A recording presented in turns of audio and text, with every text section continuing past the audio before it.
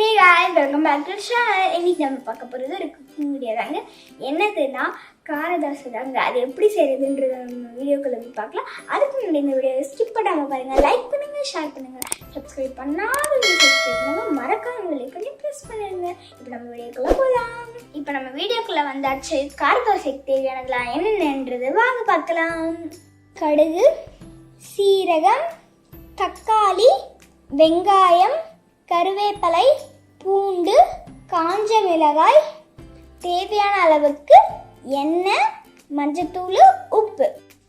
First அடுப்பை பற்றிச்சிட்டு அதுக்கப்புறம் மேலே வந்து ஒரு கடாயை வச்சுக்கணும்.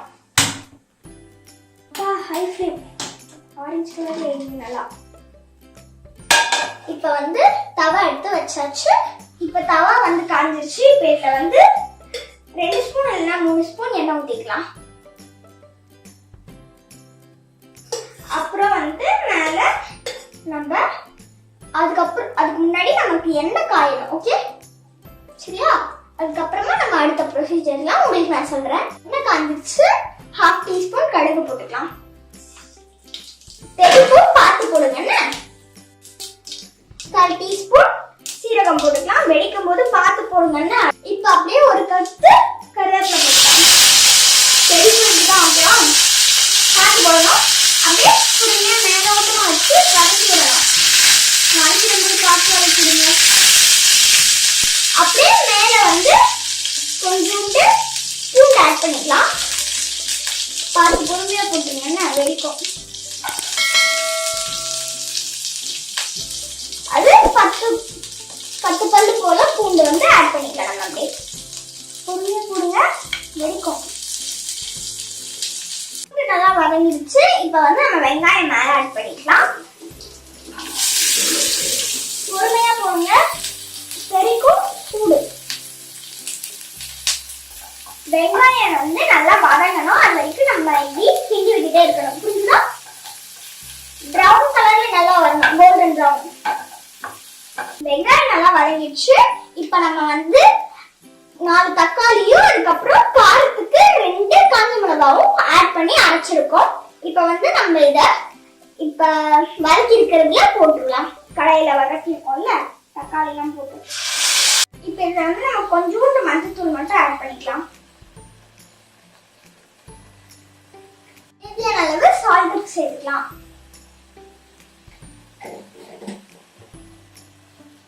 இப்போ நல்லா இதை வந்து கிண்டிக்கோங்க.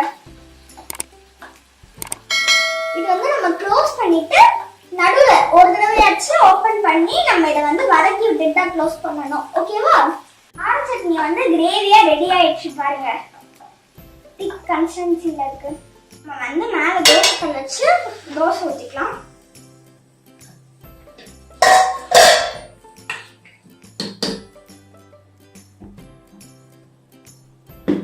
நான் வந்து ஒரு கரண்டி மாவு எடுத்துக்கிறேன்.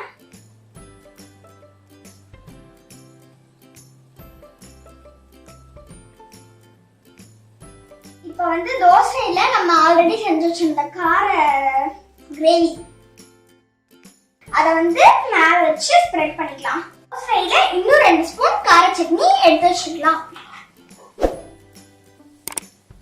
1 2. இப்போ வந்து நல்லா ஸ்ப்ரெட் பண்ணி எடுக்கலாம் தோசையில. இப்போ நல்லா ஸ்ப்ரெட் பண்ணி விட்டாச்சு. நல்லா காயும் காஞ்சிருச்சு. இப்போ நம்ம இதை வந்து அப்படியே மடிச்சு எடுத்துக்கலாம். பியூட்டிஃபுல்லா வருது. நம்ம 1க்கு 2 தடவை எண்ணெய் ஊத்துனதால இப்படி மடிச்சு ஒரு பிளேட்ல சர்வ் பண்ணிக்கலாம். கார தோசை ரெடி. இப்போ நம்ம இதை டேஸ்ட் பண்ணி பார்க்கலாம். டேஸ்ட் பண்ண உடனே வேற லெவல்ல இருக்குமா? வாங்க டேஸ்ட் பண்ணலாம். இப்போ நம்ம இதை பிப்போம்னா ஸ்மூத்தா வருமா? சொன்ன மாதிரி ஸ்மூத்தா வருது.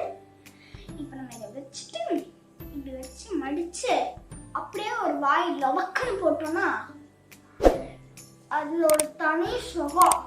ஓகேவா? Let's eat it.